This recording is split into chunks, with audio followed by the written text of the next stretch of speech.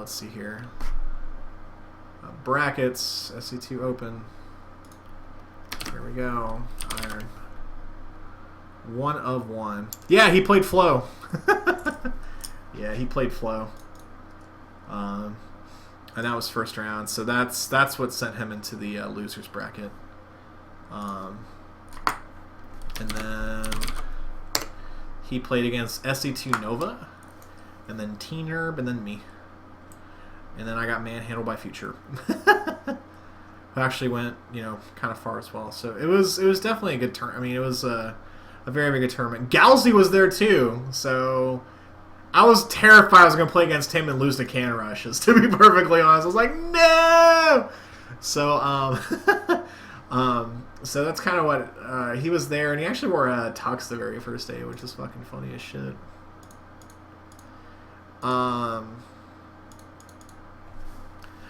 I didn't get an opportunity to watch Flo, but it was very like some 18-year-old girl beat me, and I was just like, oh my god. He was like he said he was 34 years old, and he definitely looked like he lifted. If I bought the spectator pass, would having $20 enough for me to be last the entire day at the venue? Absolutely. The outside the vendor area or outside the actual venue was like a food court, I guess it's the best way to say it. They had overpriced shit, but it was still, I mean, just for convenience, it was definitely fine. It was like in order to buy an actually large hot dog, some chips, and like a soda, it was like $8 to $10 depending on what you had on it. So they had different drinks and things like that. So they actually had food that you can buy, and it was warm. It wasn't like you're gonna go kill yourself or anything like that. But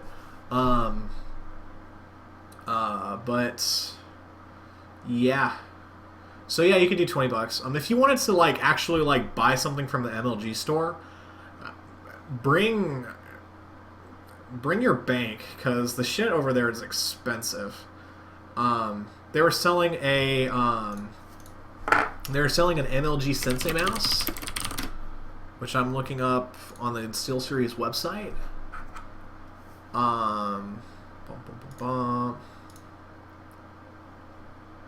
They were selling this mouse for $100 at MLG, and it's $99 on the SteelSeries store. So I'm just like, why am I paying real price for this mouse? And if I buy the actual this mouse was actually cheaper if I remember correctly. I don't think I spent $100 on this mouse, so I think I'm gonna flip my shit.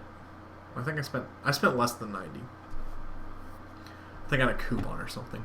But they were selling that mouse at MLG for $100. T-shirts were $25. Hoodies were $55, which $55 for hoodies not terrible. They're selling a lot of different kind of stuff too. So if you wanted a T-shirt, make sure to bring money. I bought a Day 9 TV gamer T-shirt, which I'll probably wear to work tomorrow. That was $25. But if you're a gold member, they gave you a small discount, so I was able to save money from there too. Alcohol was not allowed. They actually they were food Nazis. The security was they didn't. If you brought food in, you were either lucky or you just didn't give a shit. The security there was very, very adamant making sure that you raised your hand to show your bracelet, and they did not allow any outside food and even drink. I was actually bringing in a bottle of water with me, and I'm like, I'm a competitor. I don't want to drink a bunch of caffeinated shit. But they asked me to put it up when I walked in the building. They were like, hey, can you please put this in a bag, in your bag? And I was like, it's a fucking bottle of water. I'm just gonna take it out when I get to my station. I'm like, are you serious? And they're like, yeah. So I'd be very surprised. Any kind of outside food or drink was banned, but you got all you can eat or all you can drink Dr. Pepper, and they gave. I'm gonna see if I can find a picture of this, but they were giving out. Flips, MLG Flips.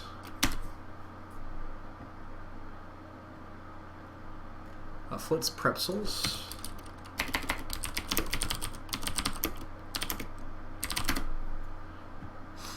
I don't. Dallas hosts. Maybe this is it.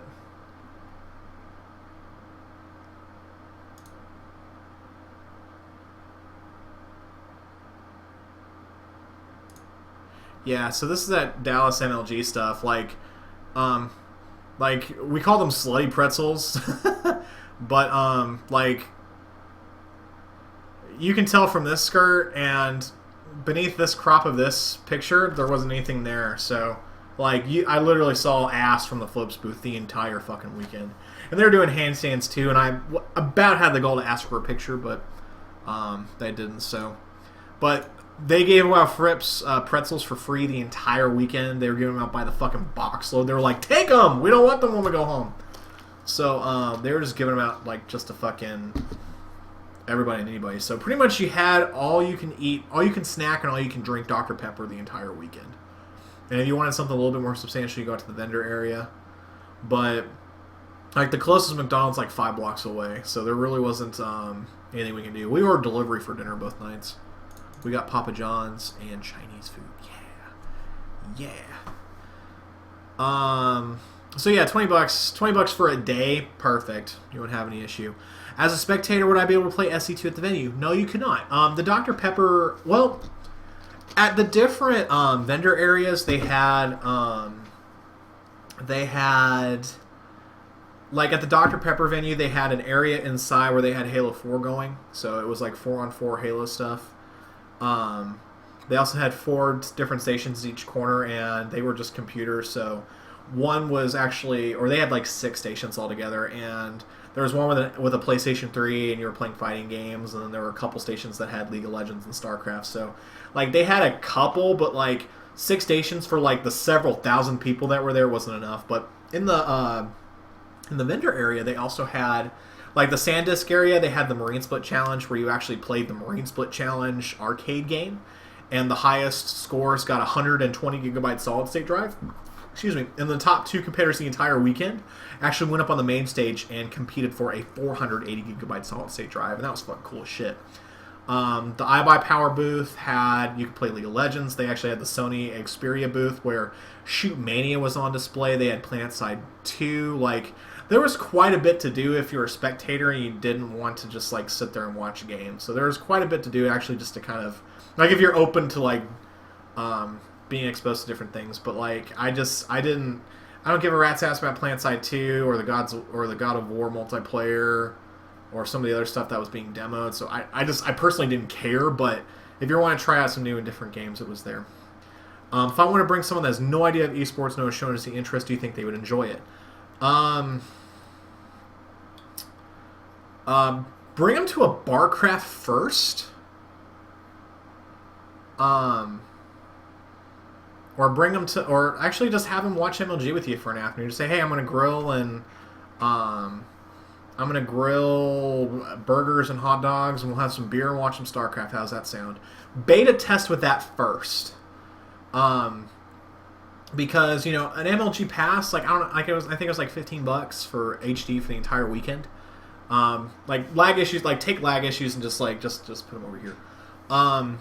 Like if you have some success with that, then take them to MLG, because the spectator portion, it was expensive. It's not a like you get a bunch of soda and a bunch of stuff, and it's kind of cool to kind of see that kind of crowd, but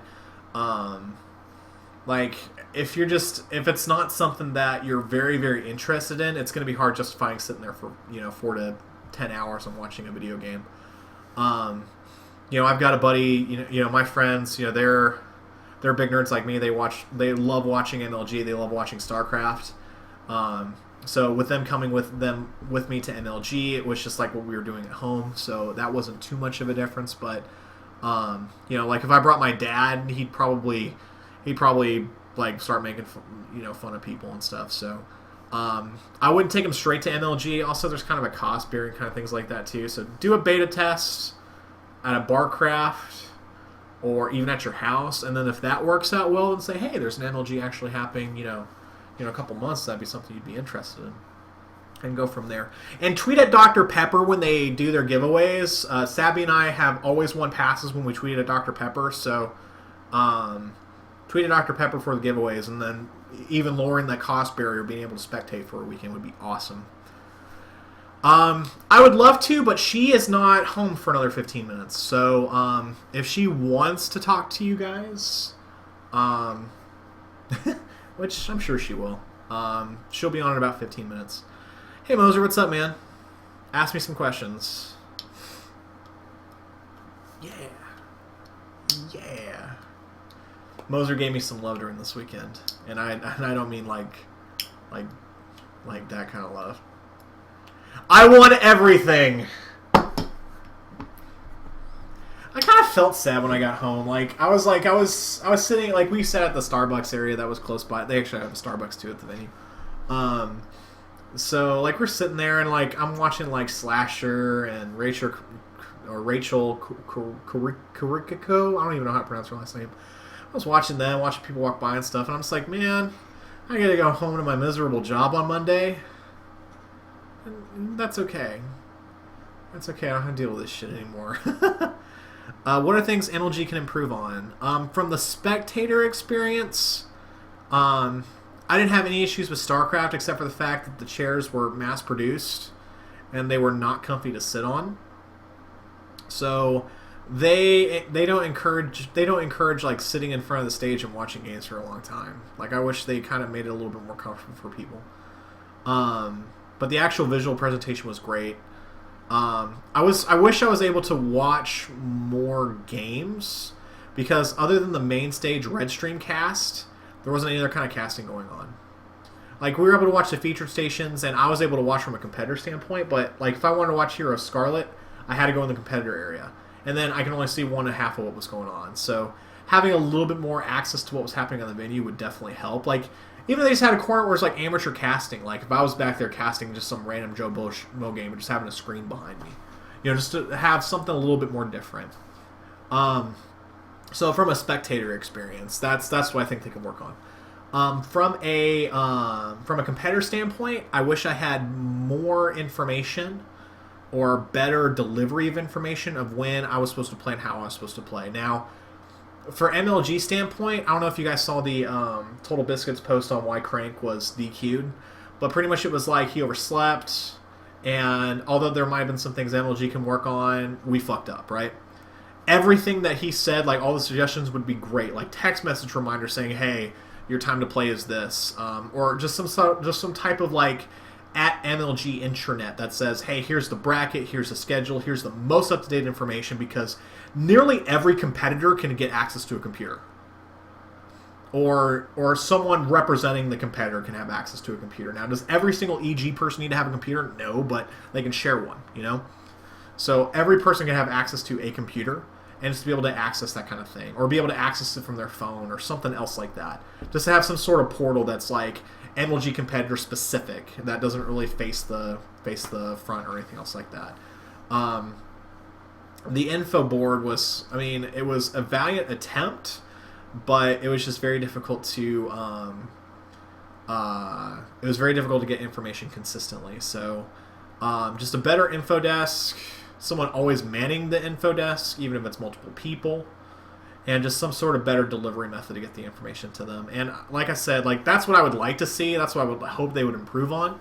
But again, Sandy was a big issue with them being successful this time. The fact that they were able to get it up and running is a feat in itself. So, like everything I'm saying, like I want to take it with a grain of salt because this experience probably wasn't like the most optimal.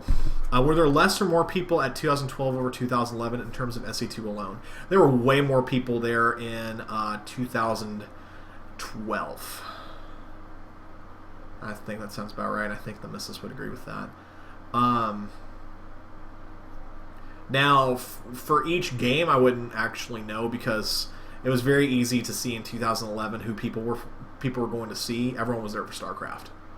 Like, all the other games, like, they didn't hold a candle to anything else. But in 2012, it's kind of, League of Legends and StarCraft 2 kind of blended over. A lot of people are definitely interested in both things. So, that's kind of where it came from that. Please ask me questions. I know there's shit. My wife will get home any minute, so she'll probably come in and be able to kind of chime in and talk about things. But, guys, there's quite a few viewers in chat. Ask questions, please. Please ask me questions. Give me your thing to do before my wife gets home.